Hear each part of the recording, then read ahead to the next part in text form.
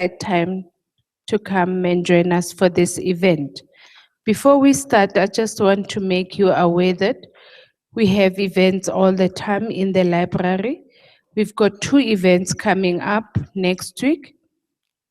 On the 19th, we've got the Pavement Book Wen, Pilani Dladla. It's a very inspiring story. We'd like you to join us. And on Thursday, the 21st of April, we also have another discussion. The book is called Bless Me Father by Mario Di Officio. So please join us for those. The reason why I'm doing early announcements, I know some of you leave before I even do announcements at the end of the day. So I'll now hand over to Dr. Mpofu, who is from our communications department at UJ. Thank you very much.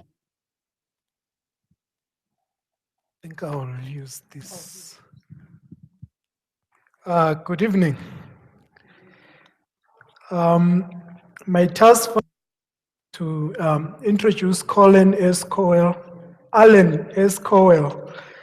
Alan was born in 16 March 1947. He's a British journalist and a correspondent for the New York Times. Since 2008, he has been a senior correspondent for NewYorkTimes.com, based in Paris and London.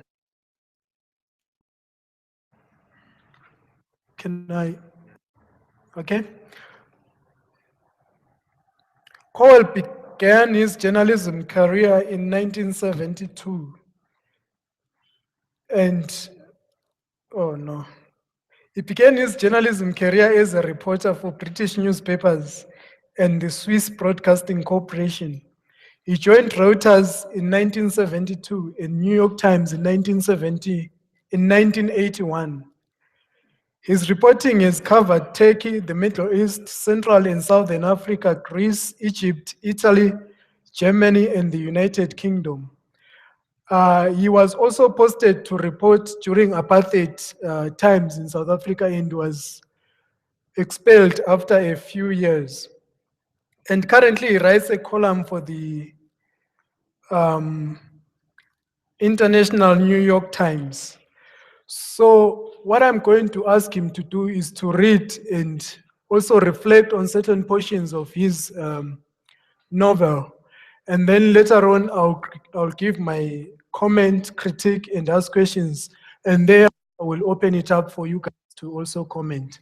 Help me to welcome Alan.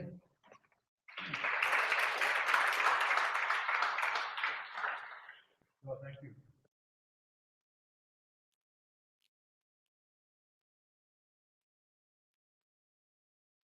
So is that better? Am I heard? Okay.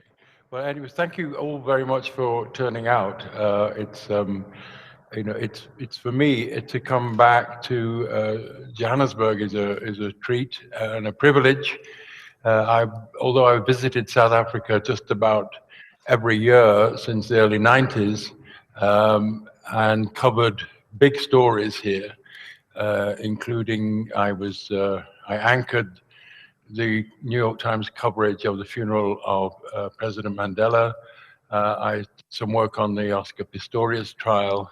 I've tried to keep pace of the very rapidly changing events in your country, but it's actually getting on for 30 years since I was resident in Johannesburg. So I guess I'm tempted to say, well, what's changed in the meantime? But then we'd be here all night, and I wouldn't get a chance to promote this book. The time I spent in South Africa was a crucial part of the genesis of this novel. I spent a lot of time, although I lived in Johannesburg, I spent a lot of time in the Eastern Cape and in Port Elizabeth. And particularly in a place called Craddock. So the book, in a way, although you might see there's no dedication formally to the book, it is a tribute to some of the people I met at that time. I'm thinking particularly the Craddock Four, but also Molly Blackburn from the Black Sash, Mono Badella, a remarkable reporter for City Press, who got me in and out of more trouble than I'd actually bargained for, and Mukaseli Jack of the UDF, many other people. The title of the book, Permanent Removal, references the order that was given for the assassination or the elimination of the Craddock Four, and I'll return to the role of Craddock in a few minutes, if you'll allow me. But the book does try to step back a little bit. It's not a roman à clé. It's not a book that's based on on real people I'm just disguising with the name. It is in fact an attempt to do something broader than nonfiction, something that nonfiction can't do, which is to tell a wider story of the relationships between human beings, of people being forced to make big decisions, people evolving and crossing lines and going to places and meeting people they wouldn't normally meet, and their responses to that. I think from that era, from the mid-80s, one of my strongest impressions was that, and I think South Africans know this a lot better than any foreigner will ever know, this question of the choices you made was crucial. It could make the difference between life and death. I mean, it was a time, it was a remarkable time, and remarkable results. But I didn't write it straight away. I was the New York Times bureau chief from August 1983 until early 1987, when I was given a date on January the 11th, 1987, by which I had to leave the country. On the way to the airport, there was a billboard for the Citizen newspaper, and I remember it said something like, evicted US newsman was, quotes, hostile. But that's not true. I was never hostile. South Africa, of the many postings I've had and the many stories I've covered, South Africa was almost certainly the most compelling. It was a story that stuck with me, one that I couldn't shake off. Even though I moved on from here, I went to Athens and then Cairo. I covered unrest and wars in the Middle East.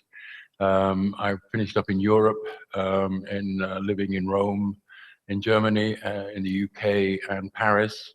But throughout that time, I think there was something that was building from my time in South Africa, which demanded, or that's a rather conceited expression, which I thought I would want to write as fiction.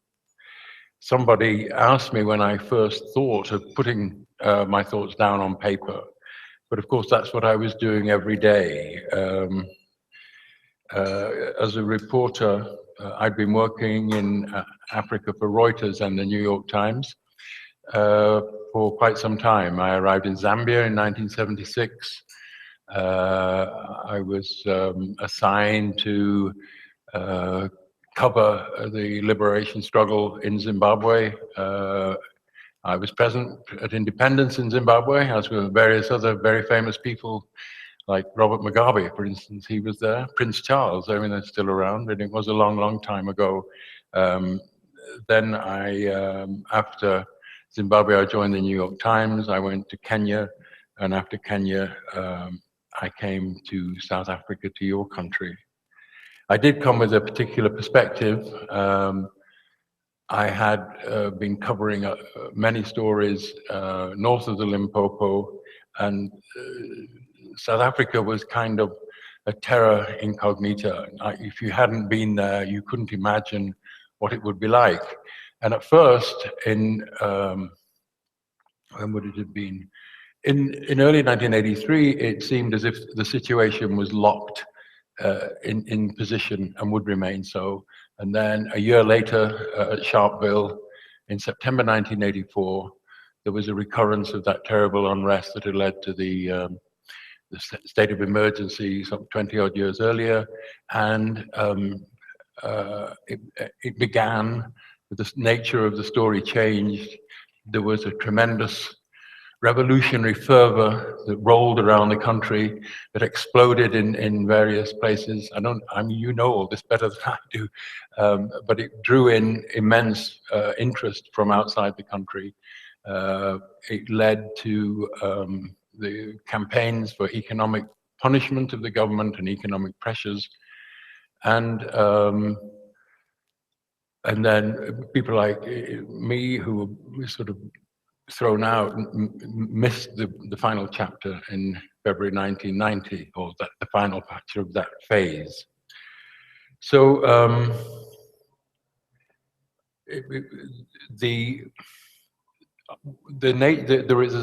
people ask me what the relationship is between this book and the Craddock Four, and I like to say that a lot of the book that is based on facts, on the facts that I learned while I was here.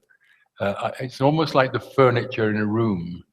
You furnish the room, the solid furniture, it's all there, you know what it is, it's from the history, it's from observation, some of it's from the Truth and Reconciliation Commission, and then in that room, you find that the characters walk onto the stage. It's like the set for a piece of theatre, and that's how I conceived of that. I didn't want to write about Craddock. The township in the book is a fictional township called Cooktown, and it is a place which will be recognizable to many people who know Craddock, or other places, linguistically outside of Craddock, of course. But it is not Craddock. I wanted the book to be, I wanted the event to represent somehow a kind of horror that I don't think was fully perceived at the time. I don't think it emerged for a lot of people, certainly foreign observers, until the Truth and Reconciliation Commission threw a very sharp spotlight. Whatever the criticism of the TRC now, of course, it's my feeling that it's better that the TRC happened than if it hadn't. I don't know, the book's been described as a political thriller, and all good thrillers, of course, have got to have car chases, so I've got a car chase, or two, in fact, in here. They've got to have moments of high drama, which I hope I've captured. But the politics is an important element of this, and one of my motivations for writing the book was that I felt that the story I covered at the time, which I found to be an incredibly complicated, nuanced, layered series of events that drew in a wide array of people and forces and characters, I began to think that that had been somehow rewritten, that the people I'd known weren't there anymore. Some had been killed, some were airbrushed out of the history. There was a new narrative, there was a new challenge, there was a new country almost that needed to be run and to build its own narrative. And in that way, a lot of the grey areas were lost. And of course, victors always write the history. And I thought that this particular period was far too complex to simply be relegated to a politicized narrative. I thought there was room for a look back, both at the people who wanted to find their place in the struggle, and then later on to find their place in the society that the struggle had created. And that's what this book tries to do through them. But the main character, as I am, is a foreigner. He's a former American diplomat called Thomas Kinzer, who returns to South Africa, where he'd had his first posting as a junior diplomat. And he's drawn in he's drawn into an unofficial inquiry into an event, a murder of 4 activists from Cooktown in the mid-1980s. And in the course of that investigation, he discovers many things, and the people he investigates are also forced to confront exactly what they did at the time. Everybody, as we know, people tend to build their own myths. As you go on in life, you perhaps find some truths to be less convenient than they might have been. And all of these people a lot of the people I write about had in the course of the book to confront their role and the implications and the impact of what they'd done at the time. Now, this is not, I don't for a minute pretend that this is it's a gritty book. It's a lot of it is set in a place called Plettenberg Bay, in rented villas and fancy homes, to which I will probably never be invited again. It's a story of the cross currents, I hope, between places like that and the people who live there, and people who live in places like the fictional Cooktown, who have a completely different take and a different perspective on life. I have to admit to some misgivings as a foreigner or an outsider talking to people who know their own country so much better than I ever could. So I hope you will forgive me. I hope you'll read the book, and I hope that if you find that I have been less sensitive or knowledgeable than I might have been, that it was not intentional, and that that South Africa, I have a very, very deep regard for the people of South Africa, especially people in your position, many of you who have the future of South Africa in their hands. But there is a slight resemblance to Thomas Kinzer, the diplomat, who I describe meeting the friends of, well, actually, what I was saying earlier about about people building their own myths. There's a little passage from the book, which is actually it's slightly out of context related to that. But it's about when Thomas Kinzer first meets a woman he falls in love with, and that's one of the strands of the narrative. And he says, when people are new to one another, thrown together without time for inquiries or due diligence, they have a golden moment to define themselves in their best light, to turn the kaleidoscope so that their flaws are presented in acceptable symmetry, the constructs free of inconvenient questions or contradictions. And that's how he wanted this relationship to unfold. But of course, to get to that point, he has to not only be accepted by the object of his ardor, but also by her friends. She has a group of people who around her. She's called Zoe Joubert. There are people who were part of the UDF in the 80s and now live in a new kind of life in the mid-90s, mid to late 90s. And he says that a crowded room, you're the stranger, the interloper, tolerated, not embraced. People are introduced to you, then move on. Their eyes betray suspicion. If they linger, their questions are barbed. They seek motives, not answers. And with that, over to you, Professor. That's all I have to say for the time being, if that's all right. Thank you. Okay.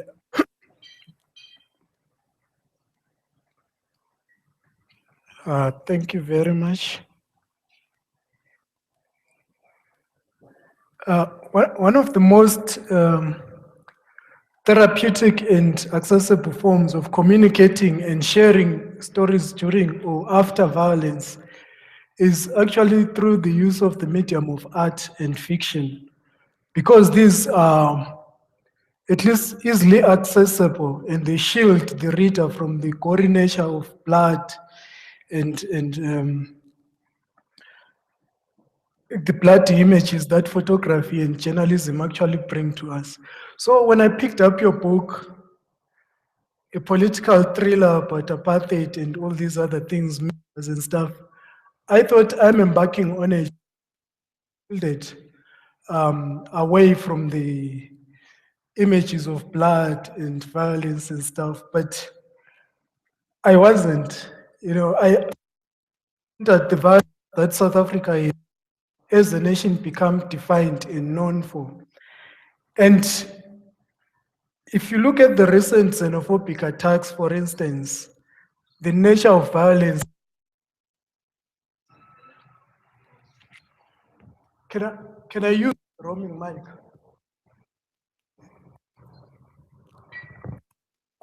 Can I use the roaming mic?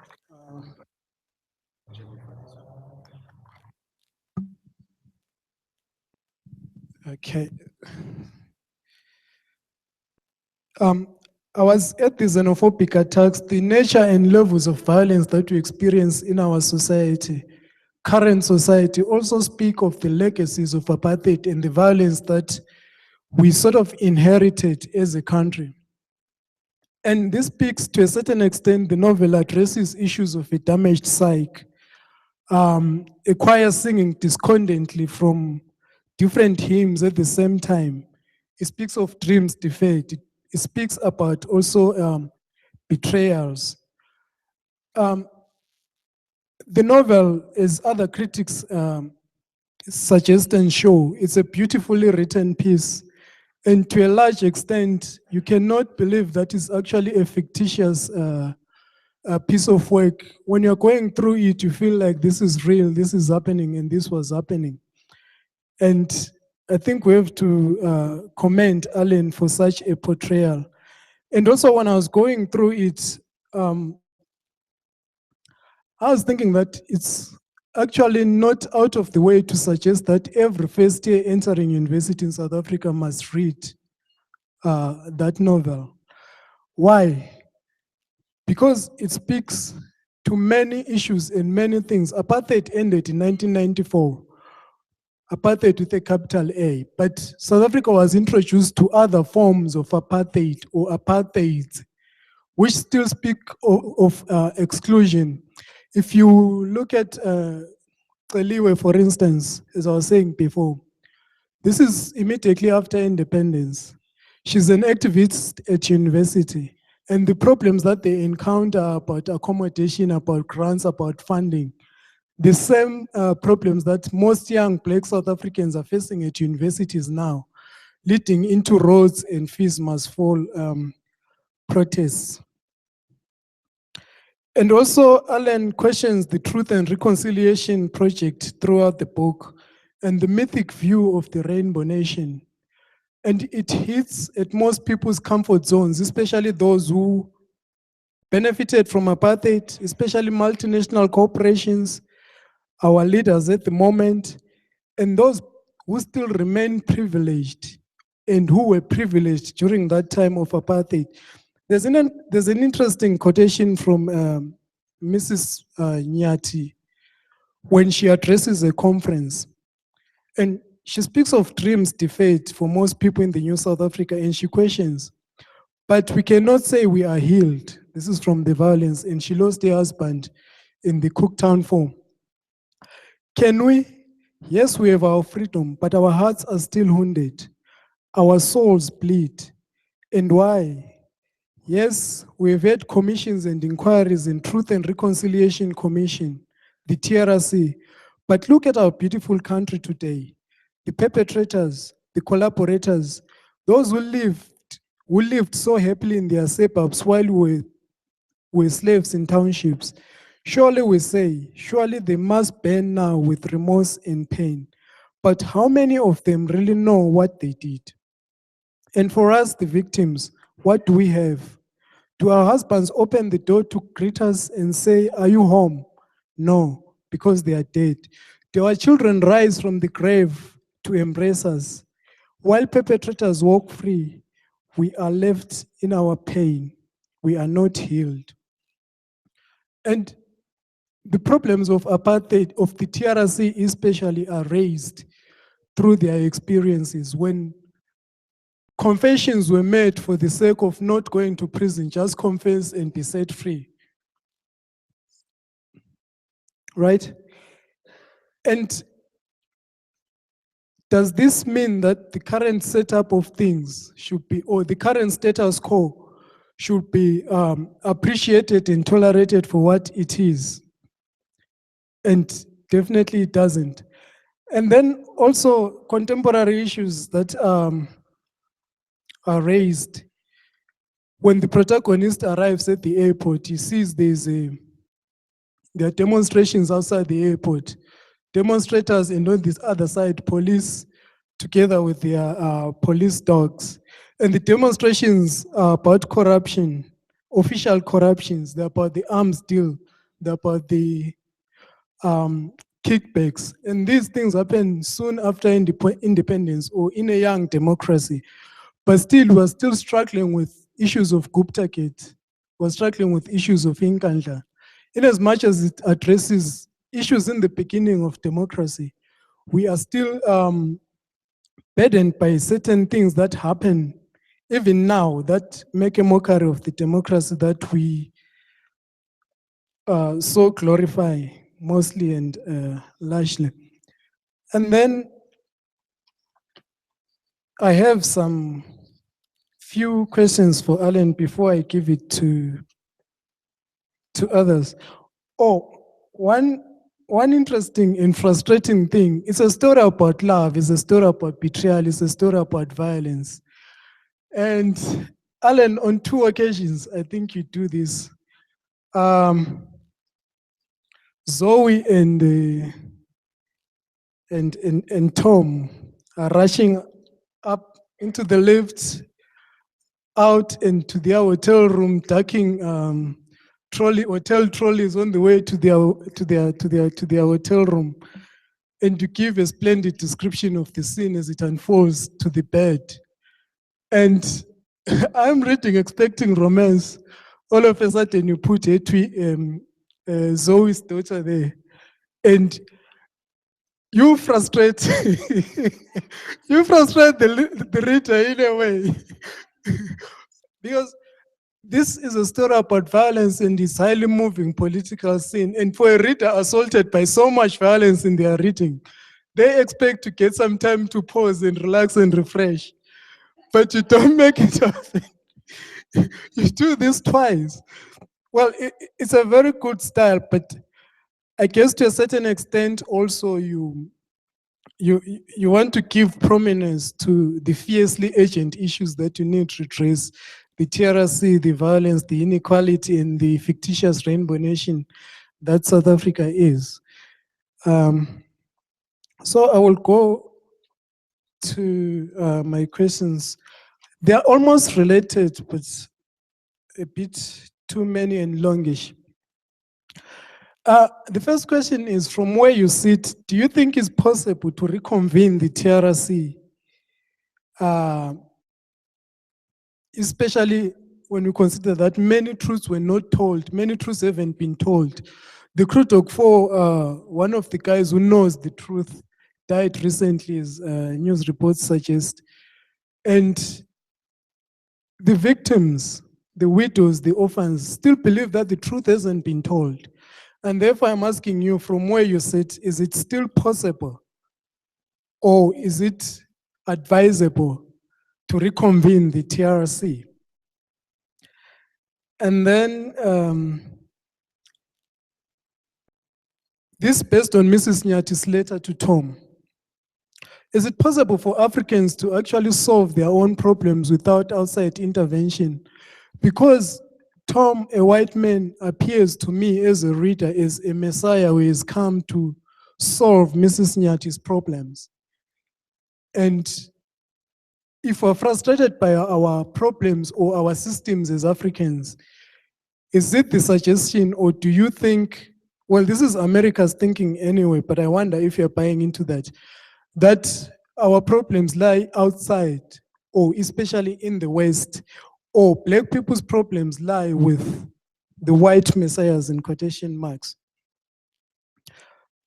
And then the other question that we page 65 to 66, where we encounter the militant Celiwe at the UCT. Do you think there's a better way or another way for South Africans in South Africa to deal with these problems, considering that the problems they struggled with soon after independence are still current, as it were, 20 years after independence? And what problem do you think you walk into as a white man, dismissing some strongly held and believed myths of unity, the Rainbow Nation, and those who believe, like Renan and also Zoe in the book, you actually, where she actually says we have to let bygones be bygones. Let's not raise the issues of apartheid or what happened. We are a Rainbow Nation now. Let's move on. So, what problems do you think you walk into as firstly an outsider and also as a white man who dismisses these strongly held beliefs in the midst that South Africa is an equal new rainbow nation? And most recently, an enemy in South Africa hasn't been the one who participated during the apartheid violence or the perpetrators of violence. An enemy in the current South Africa, largely, is the immigrant. And if the migrants were to feature in this book or in any other works of yours in relation to what's happening in South Africa, what role do you think they would play? And I found it difficult for me to try to insert an immigrant in this context. But if you were to do that, a black immigrant who is a victim of xenophobia, in most cases, where would you position that that immigrant? And then, well, the last thing, I've said it as a comment about the way that you leave the romance strings dangling and not tied together at the end. What was the objective of that? And I think I've assaulted you with enough questions. I'll ask you to answer these questions that I've posed to you, and then we'll open to the audience for comments. Thank you. You may sit there. Is it okay that he sits down? Okay. Well, you know, can you all hear me? Is that all right?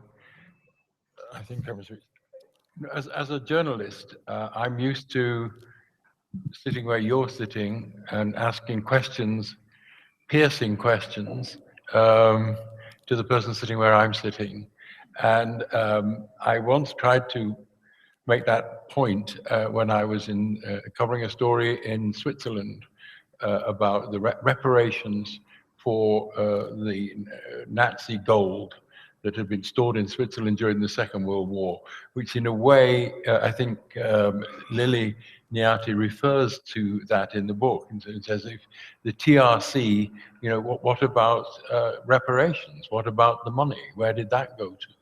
And so I was in a similar situation. I was sitting on a podium and I made the terrible presentational error of, when I was saying, you're there and I'm here, of pointing at the audience. And the next day, the Swiss newspapers had this picture of a New York Times reporter lecturing the Swiss people and wagging his finger in much the same way as President P.W. Botha used to do. So I was in terrible trouble. So having spun my wheels a bit that way, I don't know whether there would be a big appetite to recall the TRC. I do think that, as I said earlier, that it's important that there was an airing. I think it's wrong that there were that it was partial, that there were people who should have been questioned and weren't, and were able to avoid being questioned. Because I think what you see now, and you see it in the Chris Harney case, is that if suspicions and questions are not addressed at the time they come up, they fester and they come back later. They're like ghosts. They come back and haunt the society. And that, I think, is a danger. And in a way, it postpones the reckoning. Now, if the TRC had been more punitive, if there had been criminal convictions following from the TRC, I don't know what the impact of that would have been. I don't know whether society was ready for that, whether it was not too much to ask. But certainly I think that the judicial process should have followed the amnesty hearings, and those people who were refused amnesty should have been gone to the courts. So, but I would not think that at the moment, given all the other issues that South Africa is facing, whether recalling the TRC is whether there'd be an appetite for it. Maybe there would. I mean, I think that's the kind of thing that you know far more than I do. I didn't see Tom Kinzer coming into South Africa as a messiah to solve the problems. I thought it was a token of Lily Niati's desperation to find out not just what happened to her husband, but why it happened. What was the backstory? What really happened? Who betrayed him? Those are issues that have actually, rather referring to what I've just said, they are the issues that had actually been haunting her for all her life since then, since the death, and they hadn't been answered. And of course, he is being called to book because as a young man, with all the caught up in the revolutionary fervor of the 1980s, he made promises that he was not authorized to make and which he couldn't keep. So in a way, he's being called to book on that. He's being told, look, you said you would do this and you haven't. So he's more like a catalyst for the events that follow rather than a messiah, I would have thought.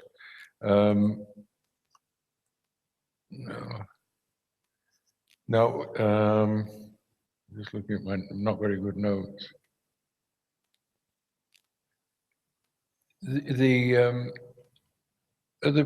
Yes, the Tom and Zoe go for a run together. They're all fired up. They get back to a hotel. They go charging through the lobby hand in hand, and they go up in one of these lifts that's on an inner atrium, and there is, it seems as if their relationship is going to move into a different phase, and it doesn't. Partly because, largely because, or exclusively because, Zoe has a daughter. The daughter is present, and this is a factor of life that that people come with more than just themselves. They come with families and friends and children, and that complicates and enhances a relationship. And Tom's among his many challenges are to come to terms. He's never had children. He doesn't know how he would be as a surrogate father, and so he's very bewildered by this situation. And I think you said, I'm deeply sorry if reading the book, you were left thinking events should have taken a different course. But I felt writing it that these kind of frustrations and almost, are more reflective of what happens in one's life than the alternatives that were available to me while I was writing it. I'm glad you asked me about, Tom Kinzer is a white man, I am, and are we really saying let's not raise the issues? I think that I was interviewed the other day by a reporter in Cape Town, a white reporter who said, she'd read the book and it made her very uncomfortable because for her, these events which she lived through would been sort of put in their pigeonhole for the old time, and my book revived those memories and the realities that underlay them, and she felt very uncomfortable with it. So I don't think people, I wasn't saying let's not raise the issues. I think the issues should be raised. I think South Africa has challenges. It also has great weapons to fight against those challenges, notably the constitution, the courts, a political system, a press that is able to challenge. I've been absolutely amazed by the levels of criticism that I've read and the headlines about President Zuma, which I think, I don't recall even when Tony Blair was immensely unpopular for taking the British to war in Iraq in 2003. I can't remember such a hue and cry for a politician's departure. It was quite striking. Do I walk into a problem? That's a really hard one because I'm a visitor and I don't live here anymore. I was struck, and I'm always struck, and it sounds a bit of a cliche, but I'm always struck at how I am made to feel at home and welcomed when I come to South Africa. So it could be that I would have other problems if I was here longer. I can't guess, but I have great faith. I think there's someone in the book, one of the characters says that that South Africans punch above their weight and they do things that people might think impossible. On part of in the book, Zoe says, people here, they imprisoned Nelson Mandela and revered him.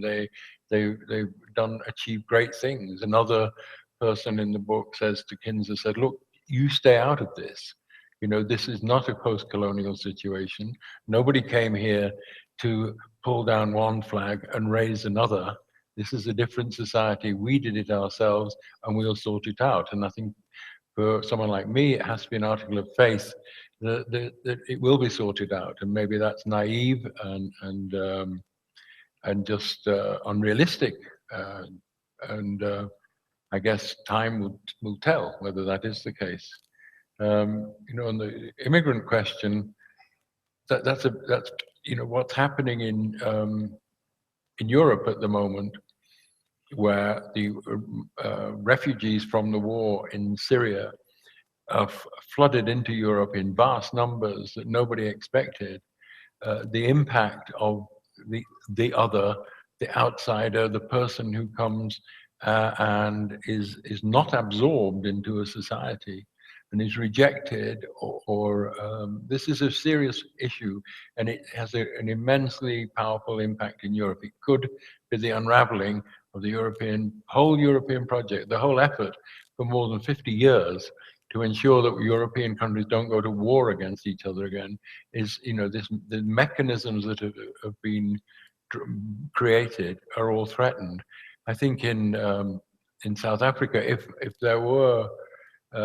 I were writing a book from the point of view of a migrant, my own view on immigration, by the way, is that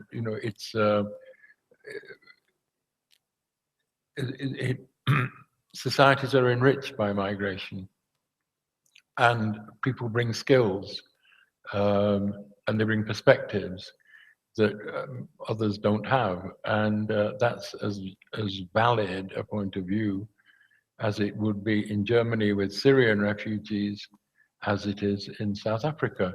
But what the other side of the coin is the way the welcome and integration is managed. And if that's ad hoc, then I think there are a lot of risks of violence, of embedding stereotypes and creating a situation that is dangerous for both parties, both the outsider coming in and the insider looking at this outsider coming and saying, we don't want you taking my jobs. I don't want you running around making a nuisance of yourself. You must go home. And of course, it's something that people say very easily when they feel threatened and when they feel jeopardized in their own lives. And I think that is a very, it's not just an African problem or South African problem. It's not just a European problem. I think the world is in flux and in turmoil. And a lot of, if you think of the big migrations of the colonial era, when people went out from Paris and London on ships and landed in, alien shores, that now, to some extent, the flow is reversed, and the people who were part of in Syria, who were deeply influenced by French social mechanisms, or Iraq, where the British were very influential. Now they are the ones who are coming back and saying, you started this, you help us. If you break it, you own it. And I think so. I think that is a burning issue all round. I think I've missed something out here. I think I got onto the romantic dreams a bit earlier than I should have done. I think I'm now comfortable in that one. I won't be more frustrated. I think you've answered almost all of my questions, right? What have I missed? Have I missed? I think one that maybe I didn't clarify. America is a savior of the other worlds, as it were, the third world or the developing world. We've seen America trying to export democracy to other countries, Iraq, and getting involved in disposing of certain regimes. Correct me if I'm reading a bit too much politics into this. My thinking and feeling of Tom in this instance is not only an individual per se, but seems to be America as this savior. And Mrs. Nyati also makes a comparison between South Africa or the developing world and the developed world, where she speaks about how in America things get solved. She says, page 18, in America, matters are taken to their conclusion. Watergate, impeachment, Monica Lewinsky. But here we go only so far. And this sort of relationship, America, Tom, white, Western savior, Miss Nyati, black, African, poor, developing world, they need help from the West. And we see the way that Tom messes up relationships before he leaves here is almost the same way America behaves, especially in international, in its foreign policies and interventions in other places. They go there with good intentions, but when they leave, it's a total mess. Same thing with Tom. Just in short, am I going too far or making a right reading? Initially, one of the working titles for the book was American Justice, and it was about exactly what you've been saying. Of course, when I was living here, it was a time when American policy was called constructive engagement, which was interpreted as meaning that as a major power wishing to mold events during the Cold War, and that was clearly a big consideration for the Americans and the Russians and the Chinese, that their involvement.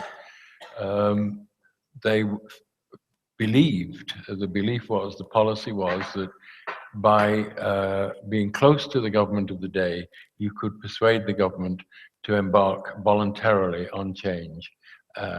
And I think the result of that one saw was the Rubicon speech, which I was driving in Italy and I realized that I was crossing the Rubicon River, and I thought, with that speech in Durban, it was like trying to say, we're going to cross this river, but we'll keep both our feet on one side. So I thought that American policy was misguided, and in the end, they had to open back channels to have a relationship with the people on the other side, and that had been, I saw some of that happening in secret conversations in Cairo between senior American diplomats and members of Umkhonto we Sizwe. But it was about the time when President Mandela was being released, and it was about the time when people had realized that the idea that you could coax people towards change was not going to work. The world was changing. So I think you're exactly right about American policy. Okay, thank you very much. I feel like I've dominated this conversation. I'll take questions from my left to the right. The first page, I'll take 5 questions. I know it's difficult to ask questions when you didn't read the book. But I read the book and I have so many questions. Okay, number 1, number 2. Who wants to be the third one?